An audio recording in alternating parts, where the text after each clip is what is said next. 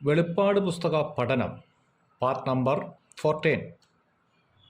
സഭാ കാലഘട്ടത്തിലെ മൂന്നാമത്തെ സഭയായിരിക്കുന്ന പെർഗമോസിലെ സഭയെക്കുറിച്ചായിരുന്നല്ലോ കഴിഞ്ഞ ക്ലാസ്സിൽ നാം പഠിച്ചുകൊണ്ടിരുന്നു.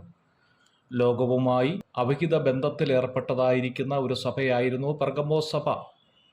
അതുകൊണ്ടാണ് പെർഗമോസ് എന്ന പേരുണ്ടാകാൻ തന്നെ കാരണം എന്നുള്ളതും നാം ചിന്തിക്കുകയുണ്ടായി. ബാബിലോണ്യ ഉപദേശം ഒരു മലവെള്ളപ്പാച്ചിൽ പോലെ അടിഞ്ഞുകൂടിയ സഭയായിരുന്നു പെർഗമോസിലെ സഭ. മത്തായിയുടെ സുവിശേഷം 13-ാം അധ്യായം 31 മുതൽ 32 വരെയുള്ള വാക്യങ്ങളിൽ കർത്താവായ യേശു കടുകുമണിയുടെ ഒരു ഉപമ പറയുന്നുണ്ട്.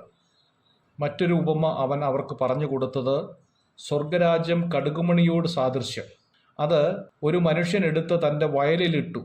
അത് എല്ലാ വിത്തിലും ചെറിയതെങ്കിലും വളർന്ന് സസ്യങ്ങളിൽ ഏറ്റവും വലുതായി ആകാശത്തിലെ പറവകൾ വന്ന് അതിൻ്റെ കൊമ്പുകളിൽ വസിപ്പാൻ തക്കവണ്ണം വൃക്ഷമായി തീർന്നു. പെർഗമോസിലെ സഭയുമായി വലിയ ഒരു ആശയം നൽകുന്ന ഉപമയാണ് മത്തായിയുടെ സുവിശേഷത്തിൽ കർത്താവ് പറഞ്ഞത്. ഉൽപ്പത്തി പുസ്തകം 10-ാം അധ്യായം നാം പഠിക്കുമ്പോൾ നിമ്രോദ് എന്ന് പറയുന്ന വ്യക്തിയെക്കുറിച്ച് കാണുന്നുണ്ട്.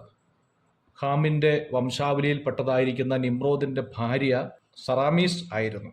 സറാമീസ് നിമ്രോദിൻ്റെ മരണശേഷം അവിഹിതമായി ഗർഭം ധരിക്കുകയും ഒരു മകനെ പ്രസവിക്കുകയും ചെയ്തു.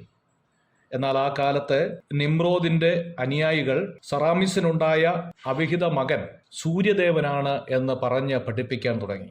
അങ്ങനെയാണ് അമ്മയും മകനുമായി നിൽക്കുന്ന ഒരു ചിത്രം ലോകത്തിൽ പ്രചരിക്കാൻ തുടങ്ങിയത്. ഇന്ന് നാം അത് കാണുമ്പോൾ യേശുവിനെ പിടിച്ചുകൊണ്ട് മാതാവ് നിൽക്കുന്നതായി തോന്നുന്നു എങ്കിലും യേശുവും അമ്മയും ഉണ്ടാകുന്നതിന് നൂറ്റാണ്ടുകൾക്ക് മുമ്പേ ബാബിലോണ്യ സംസ്കാരത്തിലുണ്ടായിരുന്ന ഒരു രൂപമാണ് ഒരു സ്ത്രീ ഒരു കുഞ്ഞിനെയും വഹിച്ചുകൊണ്ട് നിൽക്കുന്നത്. അത് നിമ്രോദിന്റെ ഭാര്യയായ സറാമിസിന് അവിഹിതമായി ലഭിച്ച മകനായിരുന്നു സൂര്യദേവൻ എന്നറിയപ്പെടുന്ന മകൻ. സൂര്യദേവന്റെ ജന്മദിനമായിരുന്നു ഡിസംബർ 25 അവർ ആചാരമായി ആഘോഷിച്ചു പോന്നിരുന്നത്. കാലക്രമേണ ഡിസംബർ 25 ക്രിസ്തുവിന്റെ ജന്മദിവസമായി തിരുവെഴുത്തിൽ ഒരു രേഖയുമില്ലെങ്കിലും ക്രിസ്തുമതക്കാർ അംഗീകരിക്കാൻ തയ്യാറായി തീർന്നു. ഒരു കാരണവശാലും ഡിസംബർ 25-ാം തീയതി ക്രിസ്മസ് ആകാൻ സാധ്യതയില്ല എന്നുള്ളത് ധാരാളം തെളിവുകൾ നമുക്ക് ഉണ്ട്. കർത്താവിൻ്റെ ജനനത്തോടുള്ള ബന്ധത്തിൽ ഇടയന്മാർ പുറത്ത് പാർത്തിരുന്നു എന്ന് കാണുന്നുണ്ട്. തണുപ്പുള്ളതായിരിക്കുന്ന ഡിസംബർ മാസത്തിൽ ഒരു കാരണവശാലും ആട്ടിടയന്മാർ പുറത്ത് താമസിക്കാറില്ല. അങ്ങനെയെങ്കിൽ യേശുവിൻ്റെ ജനനം തണുപ്പുള്ള ഡിസംബർ 25 ആ സമയത്തല്ല എന്നുള്ളത് വ്യക്തമായി നമുക്ക് മനസ്സിലാക്കാം. മാത്രമല്ല ലൂക്കോസിൻ്റെ സുവിശേഷം 2-ാം അധ്യായത്തിൽ പേർവഴി ചാർത്താനുള്ള കൽപ്പന പുറപ്പെടുവിക്കുന്നതായി കാണുന്നുണ്ട്. അന്നത്തെ റോമൻ ചക്രവർത്തിമാർ ഒരു കാരണവശാലും തണുപ്പുള്ള സമയത്ത് ഇങ്ങനെയുള്ള പേർചാർത്തലിനുള്ള കൽപ്പന പുറപ്പെടുവിക്കാറില്ല. കാരണം കിലോമീറ്ററുകൾ ആളുകൾ സഞ്ചരിക്കേണ്ടത് ആവശ്യമായിരുന്നതുകൊണ്ട്. ബാബിലോണ്യ മതത്തിലെ മറ്റൊരു ആചാരമായിരുന്നു തമ്മൂസ്.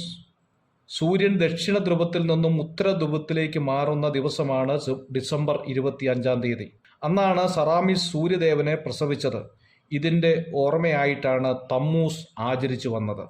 BC 133 ബാബിലോണിന്റെ അവസാനത്തെ നേതൃത്വം മരിച്ചു. തുടർന്ന് മരണപത്രികയിൽ റോമാ മതത്തിന് ദാനം ചെയ്തു.